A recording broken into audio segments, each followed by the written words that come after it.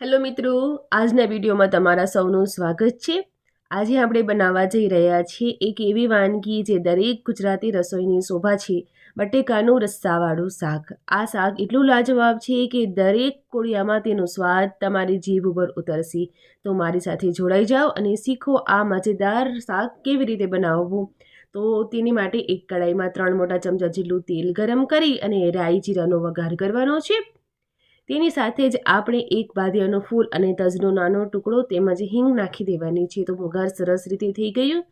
ત્યાર પછી આપણે તેમાં નાખીશું આદુ અને મરચાંની પેસ્ટ। તેને આપણે 2 મિનિટ માટે સાંતળી લેવાની છે। આદુની કાચી સ્મેલ નીકળી જાય ત્યાં સુધી આપણે તેને સાંતળીશું। ગેસની ફ્લેમ હમણાં આપણે મીડિયમ રાખી છે।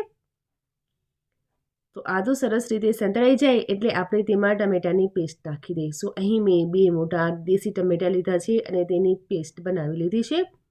તો હવે આ ટમેટાની પેસ્ટને આપણે એક સરસ મિક્સ આપી દઈશું। ત્યારબાદ તેમાં મસાલા ઉમેરવાના છે। તો હળદરનો પાવડર નાખી દીધું, કશ્મીરી લાલ મરચાંનું પાવડર નાખ્યું છે, ધાણા અને શેકેલા જીરાનું પાવડર નાખી અને ઉપરથી તમારા સ્વાદ મુજબનું મીઠું નાખી દેવાનું અને બધાને સરસ રીતે એક મિક્સ આપી દઈશું આપણે। પૂરી સાથે ખવાતું આ બટેકાનું શાક ખૂબ જ સ્વાદિષ્ટ લાગતું હોય છે। હવે આપણે તેને કવર કરી અને તેલ છૂટું પડે અને મસાલાનો રંગ બદલાઈ જાય ત્યાં સુધી બરોબર રીતે પકાવી લીધું છે। હવે તમે જોઈ શકો છો મસાલાનો કલર એકદમથી ચેન્જ થઈ ગયો છે અને તેલ પણ છૂટું પડવા લાગ્યું છે। તો હવે આપણે તેમાં બટેકા ઉમેરી દઈશું। તો અહીં ધોઈને રાખેલા મીડિયમ કદના બટેકા મેં અહીંયા ઉમેર્યા છે।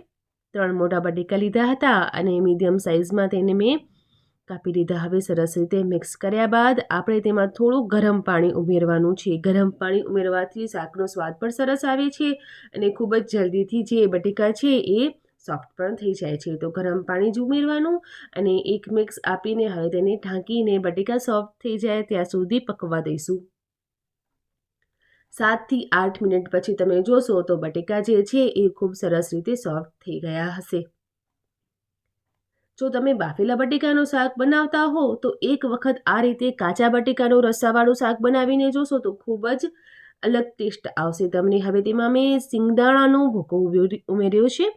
1 વાટકી જેટલા સિંગદાણા લીધા હતા, તેને મિક્સી જારમાં સરખી રીતે ક્રશ કરી લીધા।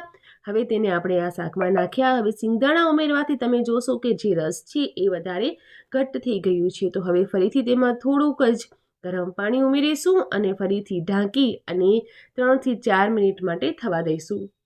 તો હવે તમે જોઈ શકો છો કે રસ્સાવાળું બટેકાનું શાક ખૂબ જ સરસ રીતે બનીને તૈયાર થઈ ગયું છે। કોઈ જ વધારે મહેનત નથી અને કોઈ વધારે ઝંઝટ નથી, બસ આરામથી બની જાય છે આ શાક। તો હવે લીલી કોથમીર ઉમેરી દીધી, એક મિક્સ આપીને હવે સરસ રીતે આને સર્વ કરી લઈશું।